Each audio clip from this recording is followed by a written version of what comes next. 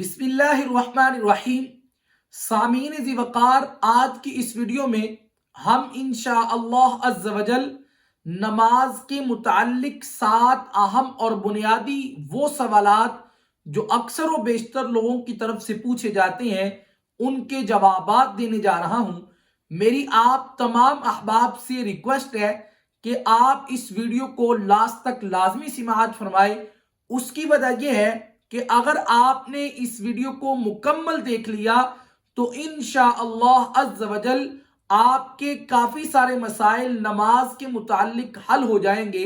نماز بہت ہی افضل عبادت ہے جس کے متعلق میرے پاک پیغمبر سرور کونین صلی اللہ علیہ وسلم نے ارشاد فرمایا کہ کل قیامت کے دن سب سے پہلے جس عبادت کے متعلق سوال کیا جائے گا، جس چیز کے متعلق سوال کیا جائے گا وہ نماز ہے۔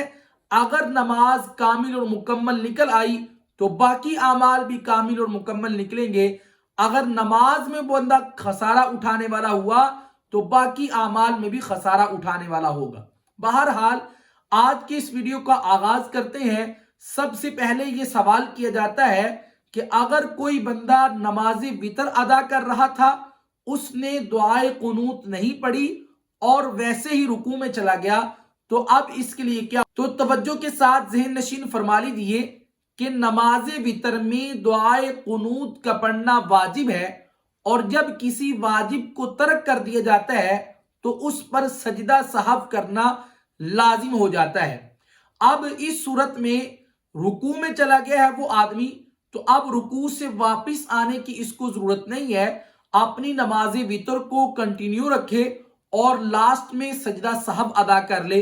اگر کوئی بندہ دعائے قنوت کو چھوڑ دے اور لاسٹ میں سجدہ سہو بھی ادا نہ کرے تو اس کی نماز وتر نہیں ہوتی، دوبارہ سے از سر نو اس کو نماز وتر کو لٹانا پڑے گا۔ دوسرے نمبر پر یہ سوال کیا جاتا ہے کہ اگر کوئی شخص نماز کی ہر رکعت میں ایک ہی سورت پڑھتا ہے تو کیا اس کی نماز ہو جاتی ہے یا نہیں ہوتی؟ تو توجہ کے ساتھ ذہن نشین فرما لیجیے کہ اگر کوئی شخص نماز پڑھ رہا ہے سنت یا نفل، تو علماء کرام فرماتے ہیں کہ بلا کراہت اس کی نماز درست ہے۔ لیکن اگر کوئی شخص فرض نماز کی رکعات میں ایک ہی سورت پڑھتا ہے تو علماء کرام فرماتے ہیں کہ ایسا عمل کرنا مکروہ ہے، ناپسندیدہ ہے اس صورت میں کہ جبکہ اس کو ایک سے زائد صورتیں آتی ہیں اور وہ جان بوجھ کر ایک ہی صورت پڑھ رہا ہے۔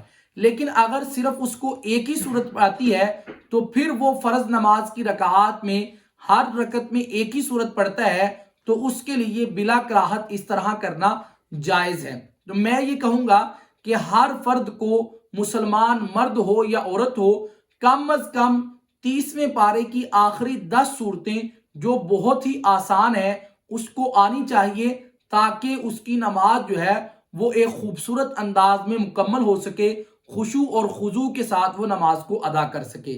تو اس لیے میں نے ان 10 صورتوں کے اوپر ویڈیوز بھی ریکارڈ کی ہوئی ہیں، میں اس کا لنک بھی نیچے ڈسکرپشن میں دے دوں گا، آپ وہاں سے جا کر ان صورتوں کو تجوید کے ساتھ، الفاظ کی درست ادائیگی کے ساتھ یاد کر سکتے ہیں۔ تیسرے نمبر پر یہ سوال کیا جاتا ہے کہ نماز شروع کرنے کے بعد اور ثنا پڑھنے سے پہلے تعوذ اور تسمیہ پڑھنی چاہیے یا نہیں پڑھنی چاہیے؟ تو توجہ کے ساتھ ذہن نشین فرما لیں کہ جب آپ نے نماز کو شروع کرنا ہے، یعنی کہ تکبیر تحریمہ اللہ اکبر کہنی ہے، اس کے بعد آپ نے تعوذ اور تسمیہ نہیں پڑھنی، صرف اور صرف ثنا پڑھنی ہے، سبحانک اللہم و بحمدک۔ تعوذ اور تسمیہ نہیں پڑھنی، کیونکہ یہاں پر میرے پاک پیغمبر سرور کونین صلی اللہ علیہ وسلم نے تعوذ اور تسمیہ نہیں بلکہ نماز کا آغاز تکبیر تحریمہ کے بعد وہ ثنا سے کیا ہے، تو اس لیے ثنا سے آغاز کرنا ہے، تعوذ اور تسمیہ پڑھنے کی اجازت نہیں ہے۔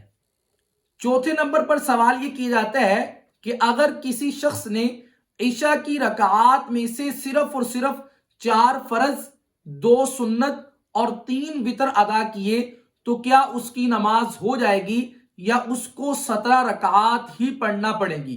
تو توجہ کے ساتھ ذہن نشین فرما لیں کہ عشاء کی نماز کی مکمل رکعات 17 ہی ہیں، بس اس میں بعد میں کچھ فرائض ہیں، کچھ سنن ہیں اور کچھ واجبات ہیں، کچھ نوافل ہیں.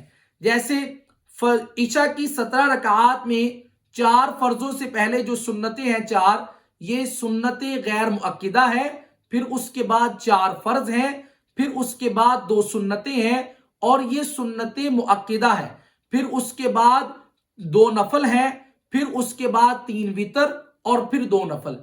اب سنت مؤکدہ وہ نماز ہوتی ہے جس پر رسول اللہ صلی اللہ علیہ وسلم نے مواظبت اختیار کی ہو، ہمیشہ ادا کی ہو. اور سنت غیر مؤکدہ وہ سنت ہوتی ہے، وہ نماز ہوتی ہے جس پر رسول اللہ صلی اللہ علیہ وسلم نے مواظبت اختیار نہیں کی، کبھی پڑھی ہو کبھی نہ پڑھی ہو. اس لیے علماء کرام فرماتے ہیں کہ اگر عشاء کی پہلی 4 سنتیں اگر کوئی بندہ نہیں پڑھتا تو اس کو گناہ نہیں ہوگا. اب رہی فرائض کی بات، تو فرائض تو پڑھنے ہی پڑھنے ہیں، ان کے بغیر تو چارہ کار نہیں.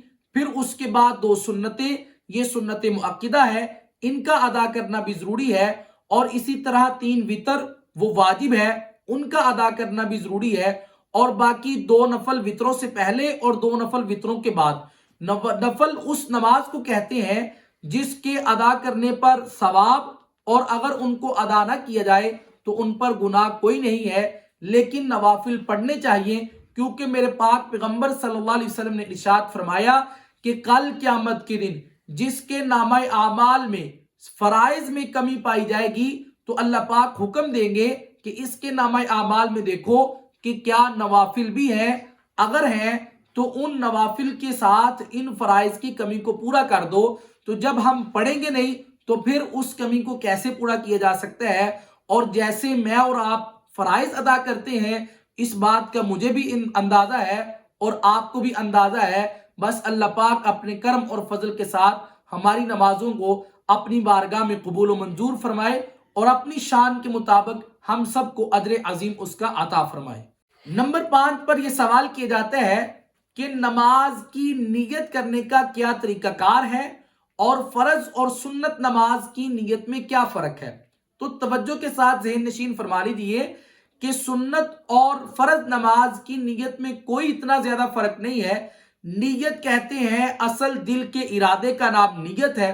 آپ کو اس بات کا خیال ہو، احساس ہو کہ آپ جو نماز پڑھ رہے ہیں وہ فرض ہے، وہ واجب ہے، وہ سنت ہے، وہ نفل ہے اور وہ کتنی رکعات ہے. اگر آپ کو اس بات کا خیال ہے، اندازہ ہے، احساس ہے تو اس کا مطلب ہے آپ کی نیت ہے.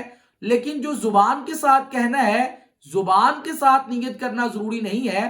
ہاں مستحب عمل ہے، اگر کوئی کر لیتا ہے تو بہتر ہے، اگر کوئی نہیں کرتا دل کے ساتھ اس کا ارادہ ہے، اس کو احساس ہے کہ میں کون سی نماز پڑھ رہا ہوں اور کتنی رکعات پڑھ رہا ہوں تو اس کی نیت ہو گئی.